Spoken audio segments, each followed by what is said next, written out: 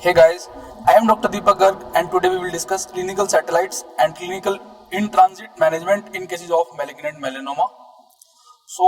We have already seen as per the AGCC staging definitions, clinical satellites are the lesion within 2 cm of the primary lesion which are clinically detectable satellite metastases.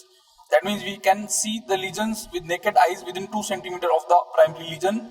When we see these lesions, we should send the biopsy of the satellite lesion as well. And the in transit are the same lesions with a distance of more than 2 cm from the primary lesion. So usually when these patients present with the clinical in transit or the clinical satellites, then usually they present with the lymph nodes as well. If the lymph nodes are positive clinically or radiologically, then we should send the biopsy from the lymph node as well. And the imaging should be done to evaluate the sign and the symptom, and the staging investigation should be done. We can go with a PET scan, and BRAF mutation testing should be done. Now we have the available local parts imaging, cross-sectional imaging, and the PET scan imaging. So now we need to evaluate whether the disease is resectable or it is an unresectable disease.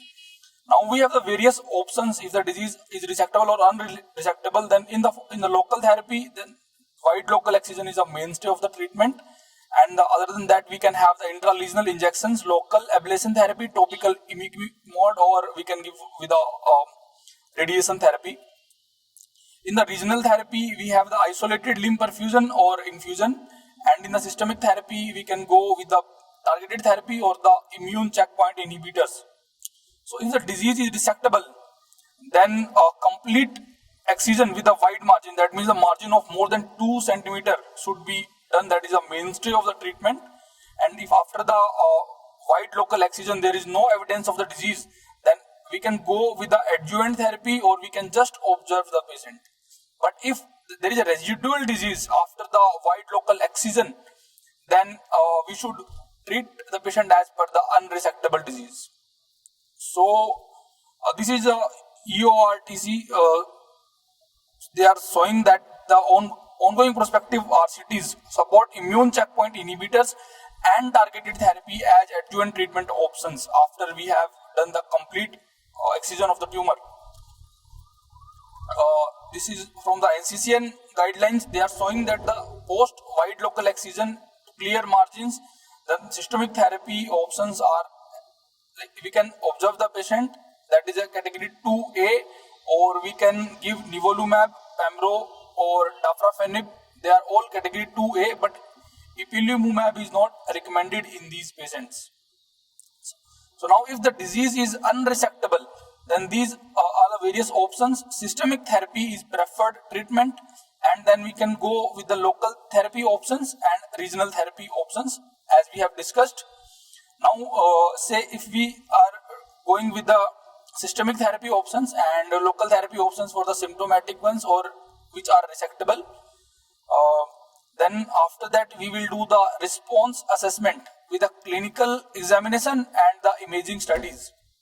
So when we do the response evaluation, if there is a residual resectable disease is present, that means the disease was unresectable before we gave the systemic therapy and some form of local therapy, and now the disease has become resectable, then we should do the resection as per the resectable disease. That means the wide local excision with a margin of more than 2 centimeters. And if in after the systemic therapy there is no evidence of the disease after local or the systemic therapy, then we should consider the adjuvant systemic therapy option after the local therapy. And if there is no evidence of disease only after the systemic therapy, then we can just observe or we can continue the same therapy.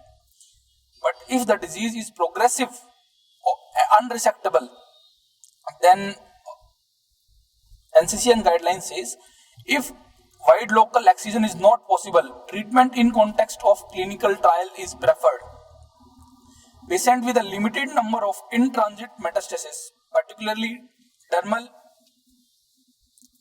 not amenable to complete surgical excision, we should consider the intralesional local injections.